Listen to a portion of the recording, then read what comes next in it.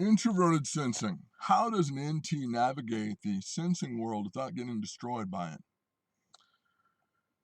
The psychometric role models I use as training wheels are Warren Buffett and Winston Churchill, both believed to be ISTJs. Warren Buffett is the rare ISTJ with lots of written work to go along with his thought life that is then underpinned by his accomplishments. He's a man of extremely dedicated, unwavering habit. He's figured out things that work and does those things. Believed in long-term investment. He's got the same house now that he bought when he was young with his wife that he's still married to. Eats the same breakfast every day. He's risk avoidant.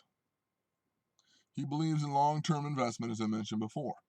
But the quote is essentially, why would you invest in anything for 5 minutes that you wouldn't invest in for 30 years? So in other words, pick something long-term and stick with it. Don't shift your investment every time something gets uncomfortable. You decided at a time of clarity that this was a good plan. Why don't you just go with it? He has an NT business partner that invests with him and investigates things with him. He spent his 20s and 30s in a variety of internships learning from the wisest men he could find, and then applied those things, and has become, through rigid, traditional, risk-avoidant behavior, a billionaire, and one of the most respected minds in the world on the topic of what to do with your money. Winston Churchill was the Prime Minister of Britain for World War I and World War II. In the years between, Britain's desire to stay out of war caused them to put a man of peace, Neville Chamberlain, I believe, into the position, and the war starts again. They pull him out of retirement.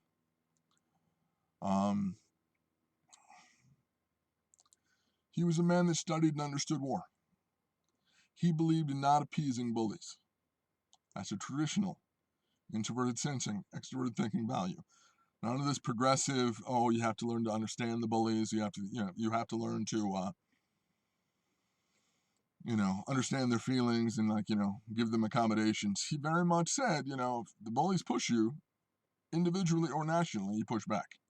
You can't let them believe for a second that it's acceptable, because you give the bully your lunch money, he's going to ask for your shoes. He's not going to go, oh, thanks for the lunch money. I'm going to be nice now. You give the dragon blood and it's going to want more. He was willing to back out when he wasn't needed. And when he wasn't needed, he found something else to do. He spent the interwar years writing on the history of war and painting. He had some beautiful beliefs. I've read his book on painting, in which he has this great theory about when you work super hard, and he was a world leader, and that counts as working super hard, just sitting down is not going to be enough to rest. He believed that there were parts of your brain that engaged hard with work, which is really true. I mean, he was not a psychologist, but in retrospect, we go, yeah, many of us take our problems home. They distract us in our home life. They cause us fitful dreaming, tension in our bodies, all of which makes this valid and true. So he said what you needed was an opposite passion you were equally interested in that used opposite parts of your brain. So for him, politics and war, the opposite was watercolor. And so he made this habit of making watercolors. I don't know if it was good, but I know that it was the solution for him to all of the tension of a passionate job in politics and government. And even in those interwar years, he was writing about politics and government, about the history of war. So, he didn't ever really let his mind go. He went from leading those things to writing about those things and back to leading in those things. So when I need to think like an introverted sensor, and it's rare that I do, I don't make an attempt to be like one. I make an attempt to avoid the kind. You see, I believe the strongest things about introverted sensors is their understanding of what works and what doesn't work. I don't think they contain great reservoirs of innovation or genius, but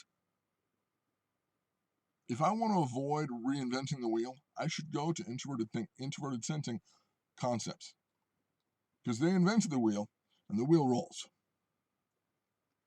So when I am trying to emulate introverted sensing, thinking, and behavior, The psychometric role models I'm using to say what would they do in this situation are Warren Buffett and Winston Churchill.